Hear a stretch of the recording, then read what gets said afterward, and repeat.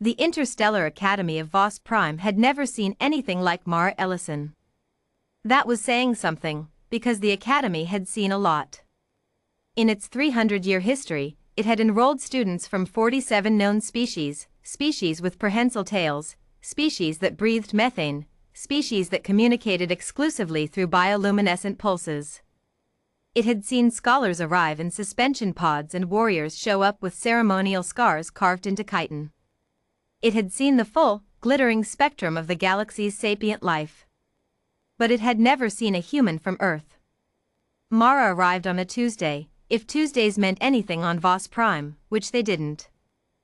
She came off the transport shuttle wearing a standard-issue gray cadet uniform that somehow looked worn in after a single hour, her dark hair pulled back in a braid that had already come half loose. She was shorter than most of the alien cadets by at least a head, and she had that particular look in her eyes that humans from certain colony worlds developed early, a look that said I have done hard things, and I will do more. Her file said she was from Earth. Specifically, from a mountainous region where temperatures swung 60 degrees between morning and night, where large predators still claimed 3 to 12 human lives per year, and where the primary childhood sport involved throwing oneself down frozen slopes at speed. The Academy's admissions committee had flagged her application with the note, Deathworld native. See attached environmental assessment. The environmental assessment had been 40 pages long. Most of the other cadets didn't know any of this on the first day. They saw a small, quiet human girl who kept to herself in the orientation halls, who ate her meal rations with a plain efficiency, and who, when asked by a Threlian cadet if she was lost, simply said, no, and walked away. Kale Veyron knew, though. Kale was the kind of student that every institution of learning, regardless of species, seemed to generate, the one who had figured out early that fear was a currency, and had decided to get rich. He was Vithrani, bipedal, gray-skinned, tall, with 4 fingers on each hand and eyes the color of old copper. His homeworld was no paradise, but it was no death world either, and what he lacked in environmental conditioning he made up for in sheer social aggression. He had spent his first 2 years at the Academy establishing a hierarchy among the cadets, and the hierarchy was, more or less, Kale at the top. He had a knife. Not a weapon in the Academy's official sense, nothing that would trigger the security systems, but a Vithrani ritual blade about the length of a human forearm, curved, with a handle wrapped in dried sinew. He wore it on his belt with a permit that called it a cultural artifact, which was technically true. He had used it, technically, as nothing more than a prop. But he set it on the table during study sessions. He toyed with it during group discussions. He let the light catch it during arguments. It worked. It always worked. On the 3rd week of the new term, it stopped working. The incident happened in advanced xenobiology, a seminar room with curved white walls and a central holographic display that currently showed a rotating model of a cephaly nerve cluster. There were 12 cadets in the room, plus Professor Aidan Rex, a 6-limbed Silurian who was, at the moment, in the corridor dealing with an administrative issue about scheduling.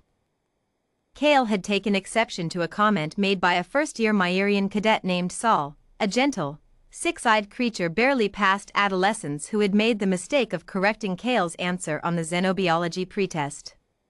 Myrians were not a confrontational species. Their homeworld had no apex predators. Their entire evolutionary history was one of cooperation, communication, and graceful retreat.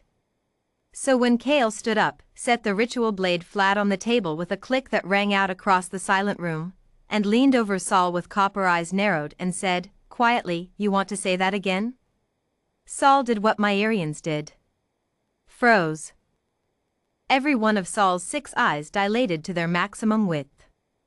The chromatophores beneath the young cadet's skin shifted to pale gray, which in Myrian body language translated roughly to "I am very small and I would like to not exist right now." The other cadets looked away, or down, or at their tablets. It was the galaxy's oldest social calculation, not my problem, not my fight. Except Mara Ellison had done her own calculation, and it had come out differently. She had been seated 2 tables back, reviewing her notes. She hadn't looked up when the knife hit the table. She didn't look up now. She just stood, picked up her stylus, walked forward at a pace that was neither hurried nor slow, and stopped beside Cale. Cale noticed her and turned, faintly amused. She was 20 centimeters shorter than him. She had a stylus in her hand. "Move along, Earthgirl," he said. The Vithrani word he used for Earthgirl had a particular diminutive quality. Adult conversation happening. "I heard," Mara said. She looked at the knife. Later, cadets who were present would debate exactly what happened in the next 4 seconds. The consensus, pieced together from 10 different accounts and the room's passive environmental sensors, was this. Mara's hand moved. The knife moved. And then the knife was no longer on the table. It was in Mara's grip, not the handle, but the flat of the blade, pinched between her thumb and 2 fingers with a casualness that suggested she had picked up a pen. She turned at once, examining the edge with the detached interest of someone assessing a tool, and then she set it down on the far table, out of Cale's reach, with the same click it had made when he'd placed it. She had not rushed. She had not flinched. She had not looked away from the knife to check on Cale. The room was very quiet. Cale stared at her.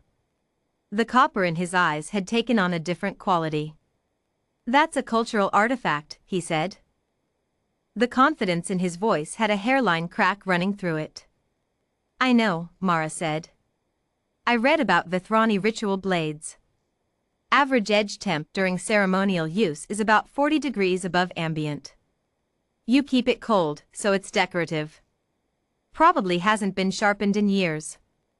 She paused. "Also, you held it wrong when you put it down. You were nervous about the tip catching the table." Cale opened his mouth. Mara looked at him. Not challenging, not aggressive, just looked, the way a person looks at something they've already measured and categorized and filed away under not a significant threat. "I grew up in a place," she said, conversationally, "where the thing trying to kill you doesn't give you a warning first. It doesn't put a knife on a table and wait to see if you blink. It comes fast and quiet and it means it." She tilted her head slightly. "You've been using that blade to scare people for 2 years. I'm not scared. Not because I'm brave. Because I'm from somewhere that taught me the difference between a threat and a performance."